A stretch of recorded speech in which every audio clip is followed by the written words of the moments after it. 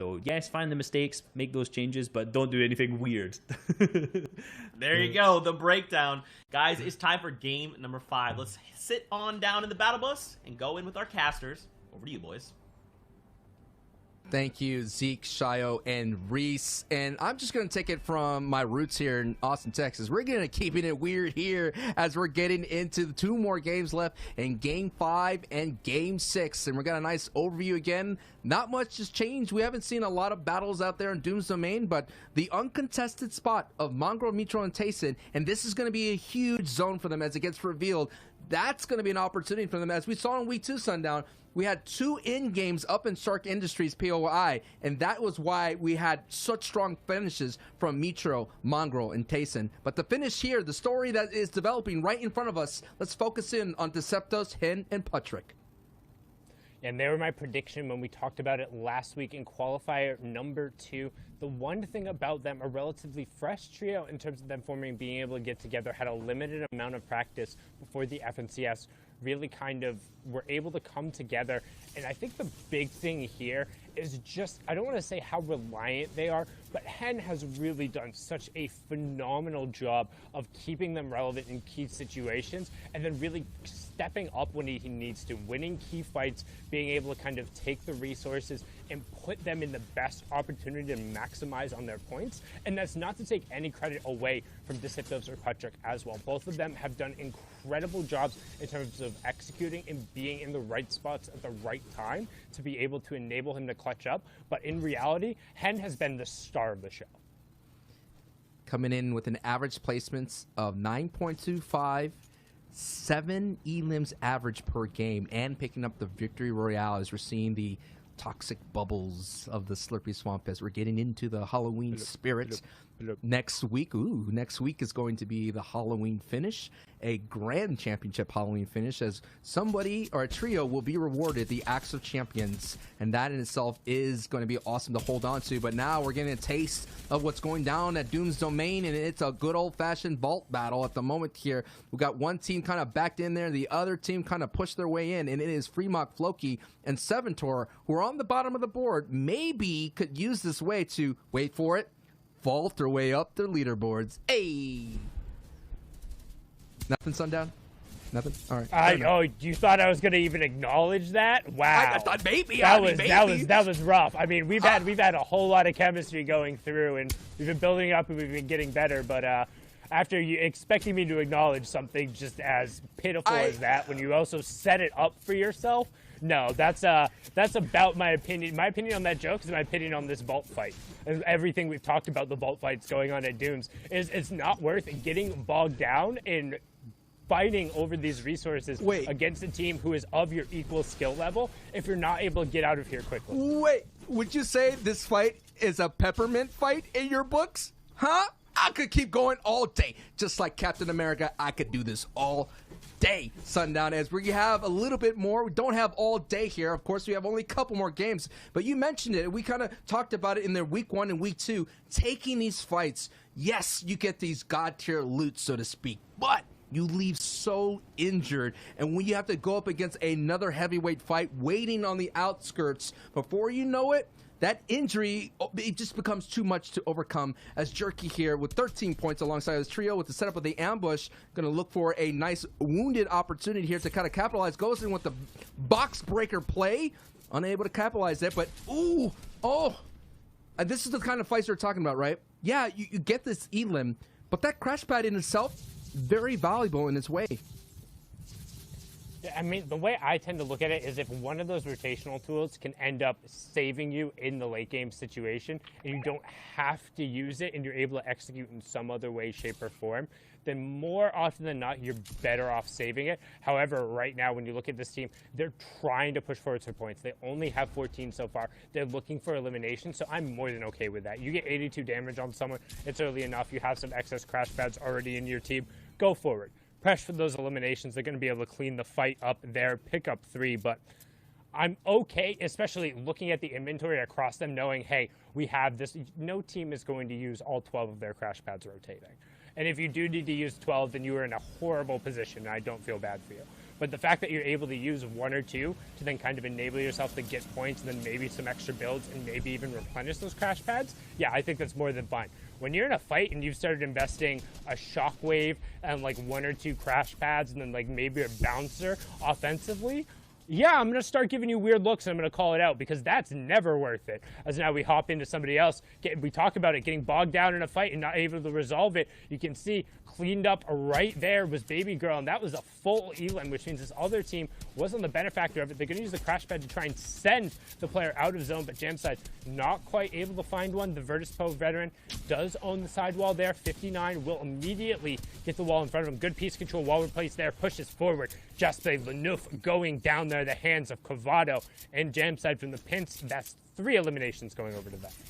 And we're seeing the effects of being pushed at somewhere like a POI like Stark Industry. Jaspe, Moraine, and Lunif were landing there confidently in week 1. But with the turn-up factor of the big Grawl and Mitro and Tayson, it just pushed them out and right into the arms of a Jamside, Letwick, and Quavado. So this is what's happening here. The kind of the effect of the, I guess, scientists, the physics of it all, of one force bumping another force is going to just kind of lead this effect here that, you ultimately go into a bad situation. As we're seeing Mappy as well, actually doing really well for their first appearance here in the round 3. Mappy, a player in itself, was holding on very well at in-game. So, hey, long as you can get to in-game, long as you're standing on your 2 feet, you have a strong opportunity to rack up those placement points. And again, we kind of talk about the composition of these trios, and Left Eye being a competitive veteran from ever ago, played in the World Cup as a part of all of those skirmishes. And he's just been around, but then pairing him up with Mappy and Fanagen and being able to make a performance here today so far, 44 points, and really trying to push towards that top 15 right on board here now with Zeros, Xcamu, and Trox currently just sitting on 1. You can see Otterworld Paco picking up an Elim on the Mick the Beast up there in the feed. Still 28 trios remaining. See a little bit of armor tech coming out there from Camo, but there's the big shot, the 70 onto Jerkin. We talked about how this team was going aggressive. Well, now they're kind of paying for it again as Camu getting the drop on him from the high ground. Has a little bit of an interesting position. He's going to want to keep that angle and start working his way downward to try and double back with his team. And sometimes to pay the toll to the troll, it may cost you your lobby life for a moment here, and that's what's happening is, yeah, you kind of baby step your way as Kumo gets bopped right in the face. It was making way into the box. The Sapiros is holding on strong. Sapiros trio is kind of the ones that kind of play for those positions. And at the moment, they have another trio that's sitting on high right above them. These are the people that are just making their appearance. And when you're first here in round 3, you got to go all out as Sapiros gets converted into leaderboard points. Down he goes lobbied as Zero now is going to make his way back out of this situation and move on as Zero is the only member left of this trio. Can he be the hero that they need to survive? It looks like it's just a matter of moments, Sundown, before the other trio above makes their way down and convert that. And yes, Zero has been zeroed HP'd. I was about to say he's desperately trying to put the hill between him, but he's heading straight into Clement and Floki right there on the low ground. They're going to be able to pick that one up, no problem. As you can see, Sky also getting knocked in the ram. Moki trying to find a snipe shot, not quite able to find it there. Nitox and Traviksko, his trio mates right now also on the side. The rotation will be on top of this mountain, so that's actually why you see this trio's kind of fighting. They need to push forward towards that edge, but right now Clement and Floki definitely have the priority position, so we're going to swing on board here. Mongo in a tough spot on the low ground with Mitro also taking down the fight there. Tayson trying to get a little bit aggressive here. This is Stepter and KS1 Light trying to just survive the pressure from these Titans and not survive it, thrive in it. Right there, Stepter picking up a huge knock under Mitro, making him pay for his over-aggression. Nice little double peanut butter shot there, keeping the 2 triangle edits, and he's going to use the Mitro Classic against Mongo himself, but not going to find the shot. The horizontal shockwave. He says, what's better than 1 wasted shockwave? Why not 2 wasted shockwaves? As he pushes in, gets the knock onto Mongrel. Can he find the conversion? Stepter with the 1v3 clutch with less than 5 HP. Is he going to be able to find it? Or will Tayson be able to rise to the occasion here? He only needs to breathe in the general direction of Stepter and KS Light, but as that siphon comes through, Stepter will get a much needed reprieve, and all of a sudden, we talked about it, when they goose egg hard, Sancho.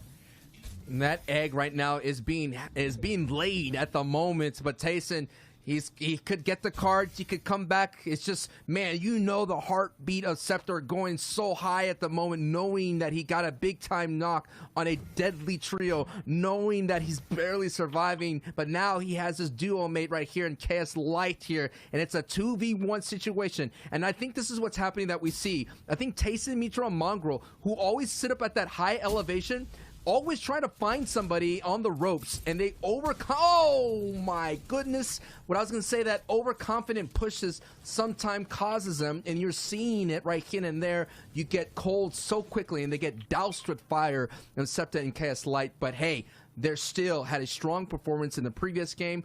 But you got to feel good of KS Light getting Scepter out. You got to feel good about taking out that trio right then and there with holding that push from them.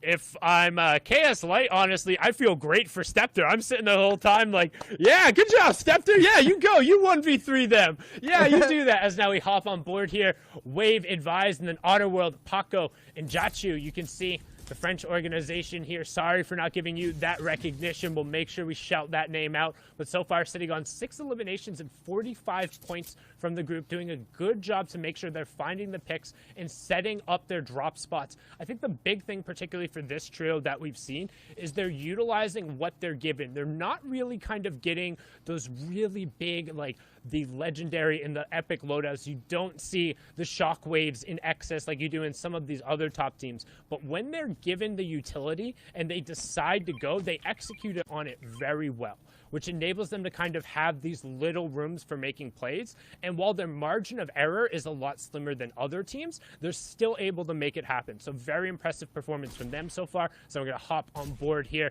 You can see Falconate, Yagso, and Sky in a very good gatekeeping position where they're in the zone and their opponents, or where they're in the safe zone and their opponents are out in the storm, being forced into them, and more importantly, to have that high ground angle to just rain shots on top of them. This is definitely a metaphor to what's happening here in week 3. If this is your first time tuning in, there's going to be a lot of teams that making their first appearance here as Fremont gets eliminated right then and there. There's going to be a lot of teams trying to get their way in, and only the top 15 advance. We're not there yet. We're not there yet to kind of highlight or amplify what's going on in the leaderboard, but keep that in mind. The top 15 advance here, and there's already so many trios returning who have already qualified, who, as you mentioned, are conditioning or practicing the drops, conditioning the rotations. But all that conditioning right there, Sundown, is getting these, you know, the grease spots out. And that is, you know, when you're one of those players that are in the low and you're trying to do your best to get up these leaderboards, and you got to go through a Tayson, you got to go through maybe a Benji Fishy, or so to speak, it's going to be tough to do. You have to beat everyone. Let's be honest, this is the FNCS, and this is the last opportunity to get your chance to make it into the heats. But once you're there, it's about making the top 8 in the heats. But ultimately, if you want to be the best, if you want to walk away with that Axe of Champions, with that top prize pool, being the best trio in Chapter 2, Season 4, in what I think is the most competitive region, then you really need to put it all together. Not only do you have to be confident about beating every team next to you, you have to be confident about beating the teams in the other heats and being able to work as a trio throughout the entirety of the game. Not just your initial drop spot, not just the mid game, not just the end game, but putting it together for the entirety of those finals. All 12 of the games, you need to be at your very best level. Otherwise, somebody else is going to rise to that occasion, as we've seen time and time again. And that is the motivational warrior speech that you can kind of clip and send out, because that is what it takes here for the FNCS trios. That is what you're going to need to walk away with the championship, with the Axe of Champions, and with the street cred, or the clout, whatever you want to say, to walk away with that, to let people know that you are a competitor and you are the best of the best. Well said there, Sundown. As we're taking a look over vault here is Alpha, Blaster, Nikov. Now, this is going to be a scary ending. This is going to be one of the best type of difficulties when it comes to in-game. You have so much terrain to navigate. You have a very extreme drop going on to the east side of the coast. And Vettel, Stir6, and iDrop are now no longer one Stir6. This is one of the surprise trios that kind of surprised everyone in week 1 here, fighting again here in week 3, Sundown. Yeah, and so far, decent performance, sitting on 46 points. But again, we've kind of talked about this trio in particular. They do very well when they have all 3 of their members up. And they've struggled in particular after that point, once they do have that initial knock, to really kind of get moves going and making plays happen. And I think that's going to end up being a very much decisive factor in what separates the very, very, very top. Like, we're talking the trios who end up placing 1 through 5th, and probably the trios who end up placing 5th through 10th. Like, the trios who are 5th through 10th are going to be the most consistent, the ones who are able to go through, and maybe the ones who sneak in with one, like, super big victory royale. But the teams who are able to get into that 1st through 4th category, not only are they going to be super consistent, but they're going to have a couple games where something goes wrong, where a player goes down early, or maybe somebody's a solo in the end game, and they get a bunch of points that they had no business getting. And we've seen that particularly in EU time and time again, when North America is the region for the Lone Ranger, but EU so far this FNCS has been the place of the clutch, and where those individuals have rose up, and Vettel said he smelt a rat and Squeeze wasn't able to sneak himself into the corner. That is X-Squeeze there.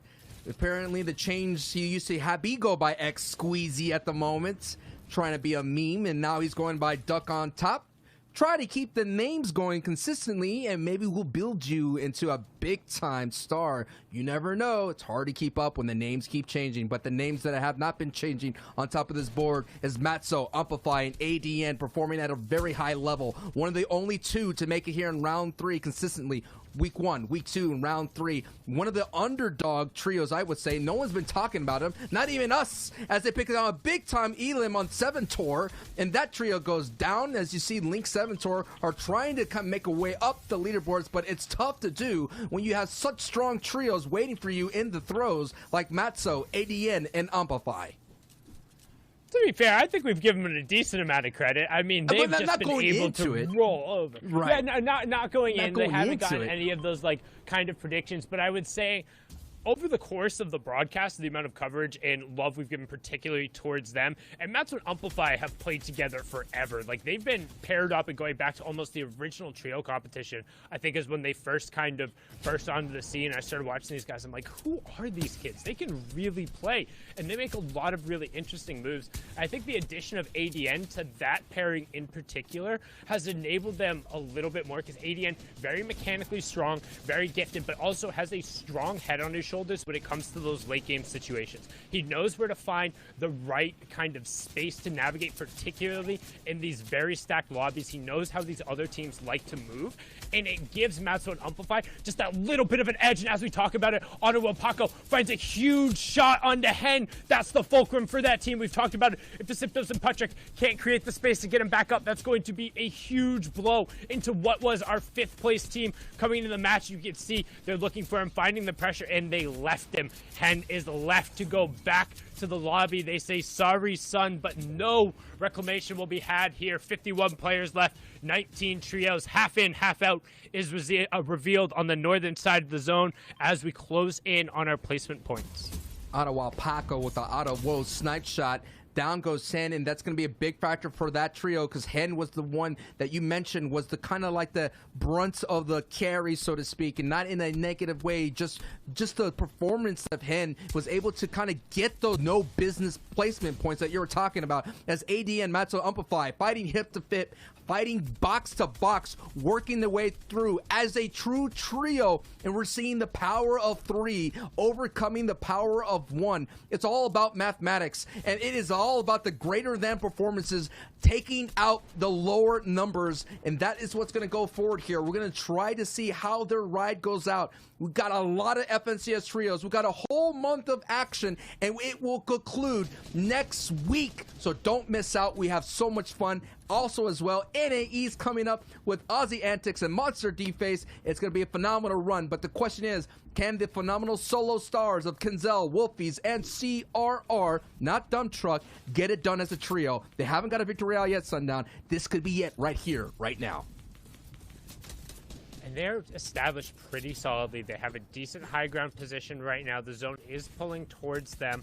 not necessarily the best in terms of movement utility, and you can also see they don't have any white heals, otherwise they would have put them onto Wolfies, which means if it does go to kind of a late heal off situation, they're going to be threatened. Just on top of that, they're under Storm Surge, and on top of that, CRR flubbed his bouncer, which means he's going to be separated now, so they need at least some form of damage to come through. You can see right now Storm Surge will turn off after 20 players have gone down, so Storm Surge is going to be in play for a while across this rotation. Keep an eye on that top left. We need that 50 number to go to a 30 before that 25 damage isn't pressuring the most passive players. That 19 number needs to go to a 17 before the placement points start ticking through. Nobody wants to drop right now, and it is so incredibly disheartening. We're going to switch over to the wide. We see Cavado, jam side, Letwick up on the high ground with minor congestion coming out from the Train H crew. Just below them on the side, we're now hopping back on board as CRR, Kinzel, and Wolfie still only 37 damage above that Storm Surge. 44 players remaining. The rest are being forced not only to rotate, but to look desperately for picks. 43 players remaining, but still 19 trios as CRR is now dropping down and looking for fights as Kinzel gets picked up here. And he does get some in dust. He finds another fight. He opens up the box and gets himself an Elan point and that desperate need to siphon. But the elevation in the mountain is going to be a big time thing to navigate now. As you're seeing Jam Side, Letwick they are being contested by Clement. There's so much madness happening up top, so much messiness. The Sloppy Joes are going out there. Who's going to devour it? Who's going to come up on top? It is Letwick. They kind of get a moment to hold on hype for a brief moment as so many players were contesting, knowing that the low ground is going to be so jam-packed with all builds and elevation. Sundown, this is why height sometimes could be the strong play, considering that the mountains are becoming a big-time obstacle for those people down low. You can see Nikov picks up a double elimination there, and this zone pulled basically perfect for height. It pulled out across just enough to be on the low ground, and then pulled diagonally back through it as finally, Storm Surge will now turn off. 13 trios remaining, 4 placement points have gone out. Remember, they're looking for that top 3 to get those extra boosted points. Otherwise, it's just the one. As Letwick says, Sundown, I'm going to shut your prediction down there. Finds a big shot onto Clement, but we've seen plenty of times before that Floki is more than capable of picking up that extra slack. And right as I say that, Floki himself is going to get taken down. So all going to be on the back of the Rams player now. As you can see, Cuvado still up on height, and you're just going to look for the desperate placement points. Letwick in your top right, raining down shots from above as we have our top 10 trios. CRR in the bottom right with Wolfies. Not a lot of extra HP, so they're going to be looking for picks. That's the first one coming through, and then everyone else on the wide. But Old Man Mountain is claiming his toll, Sancho. It is Zone 9. It is closing time as the mountain is going to close out. A lot of hope on the low ground because the high ground is just big chilling, big vibing. Look on your bottom right. It's CRR who has 7 elims all alone. The superstar goes down right then and there as he was making his way to the front of the storm. But Letwick, Quavado, Jamsai getting the victory royale with the capital V for vibing. Great way to go and close out Game 5 here, Sundown. And it was really just a coverage in a way of